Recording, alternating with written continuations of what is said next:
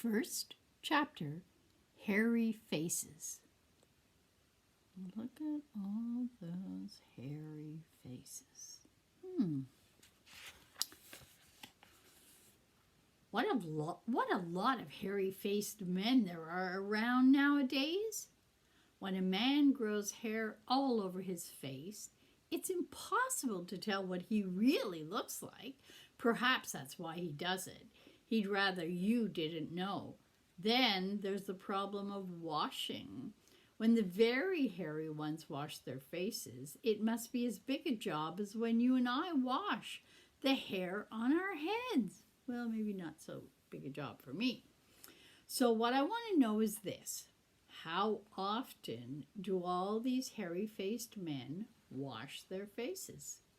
Is it only once a week like us on Sunday nights? And do they shampoo it? Do they use a hair dryer? Do they rub hair tonic in it to stop their faces from going bald? Do they go to a barber to have their hairy faces cut and trimmed? Or do they do it themselves in front of the bathroom mirror with nail scissors? I don't know, but next time you see a man with a hairy face, which will probably be as soon as you step out onto the street or look around your house, maybe you'll look at him more closely and start wondering about some of these things. Ding. There's a picture of Mr. Twit. Mr. Twit was one of these very hairy-faced men. The whole of his face, except for his forehead, his eyes, and his nose, was covered with thick hair. The stuff even sprouted in revolting tufts out of his nostrils and earlobes. Mr. Twit felt that his hairiness made him look terrifically wise and grand. But in truth, he was neither of these things. Mr. Twit was a twit. He was born a twit, and now at the age of 60, he was a bigger twit than ever. The hair on Mr. Twit's face didn't grow smooth and matted as it does on most hairy-faced men.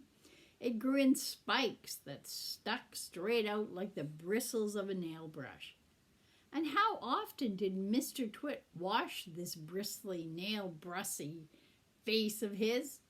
The answer is never, not even on Sundays. He hadn't washed it for years. That brings us to dirty beards. As you know, an ordinary unhairy face like yours or mine simply gets a bit smudgy if it is not washed often enough, and there's nothing so awful about that. But a hairy face is a very different matter. Things cling to hairs, especially food. Things like gravy go right in among the hairs and stay there. You and I can wipe our smooth faces with a flannel, and we quickly look more or less all right again, but the hairy man cannot do that.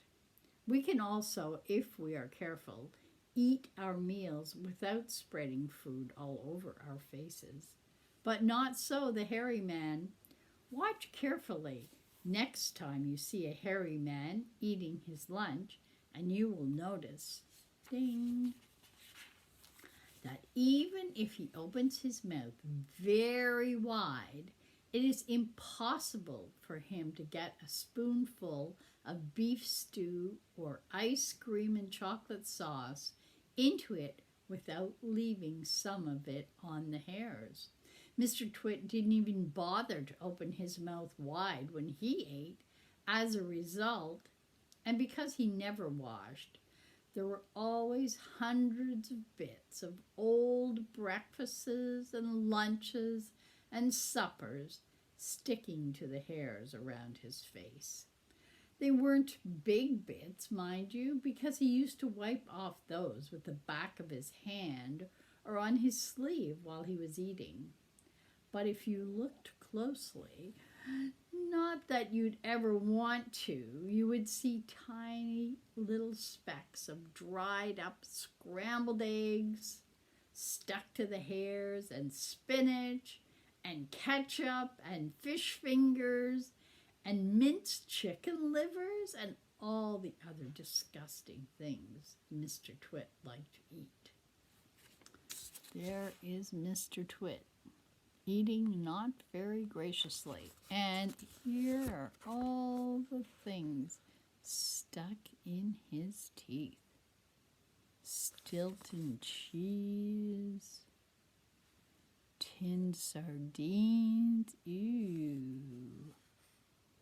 What is this?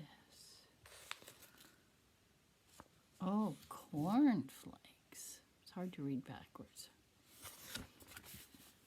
If you looked closer still, hold your nose, ladies and gentlemen. If you peered deep into the moustachy bristles sticking out over his upper lip, you would probably see much larger objects that had escaped the wipe of his hand, things that had been there for months and months, like a piece of maggoty green cheese, or a moldy old cornflake, or even the slimy tail of a tinned sardine. Because of all this, Mr. Twit never went really hungry. By sticking out his tongue and curling it sideways to explore the hairy jungle around his mouth, he was always able to find a tasty morsel here and there to nibble on. What I'm trying to tell you is that Mr. Twit was a foul and smelly old man. He was also an extremely horrid old man, as you will find out in a moment.